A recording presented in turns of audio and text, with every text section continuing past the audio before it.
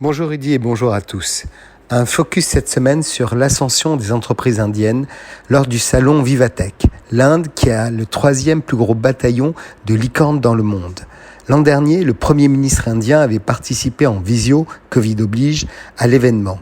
Cette année, le 2e pays le plus peuplé au monde, 1,3 milliard d'habitants, est l'invité d'honneur du salon où on dénombrait une quinzaine de jeunes pousses accompagnés d'une centaine d'entrepreneurs et d'experts du numérique indien.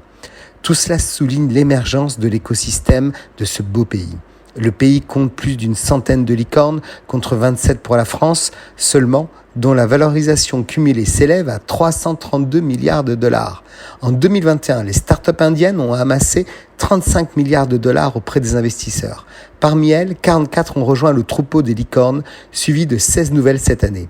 Signe des temps, Flipkart, la plus grosse start-up indienne, valorisée à 37,5 milliards de dollars, prépare son introduction en bourse aux États-Unis.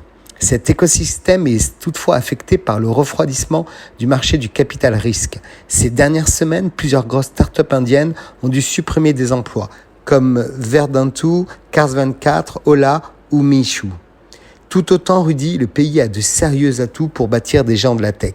Il dispose d'un marché diversifié mais unifié.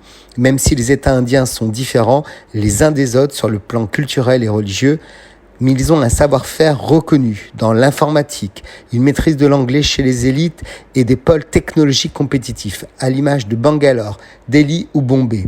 L'écosystème a aussi des liens privilégiés avec les États-Unis, notamment avec la Californie, qui est une terre d'expatriation naturelle. Les prestigieuses universités de Stanford, Berkeley ou UCLA sont un réservoir inépuisable d'étudiants du sous-continent.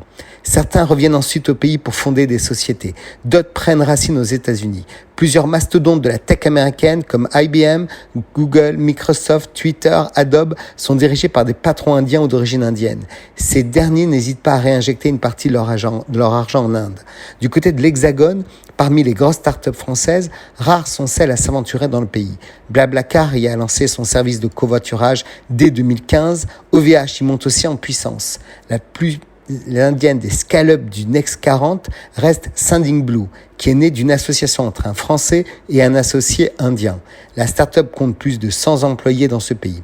En général, les startups françaises ont forte croissance, privilégient un déploiement en Europe et aux États-Unis et ont tendance à oublier le gros potentiel de l'Inde, perçu comme un pays difficile avec un marché très régulé car protégé.